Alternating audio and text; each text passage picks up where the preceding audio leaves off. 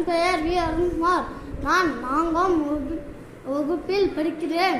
நான் FAB டெஸ்ட்ல டேப்ல அட்டெண்ட் பண்றேன். Very good. பத்தியை படித்து விடை எழுதுக.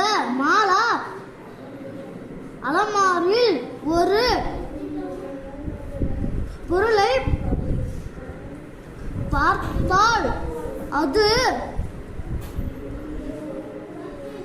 பனைமொழி கட்டாக இருந்தது. அதில் தமிழின் சிறப்பு பற்றி எழுதிக் கொண்டிருந்தது. எழுத்தாணி கொண்டு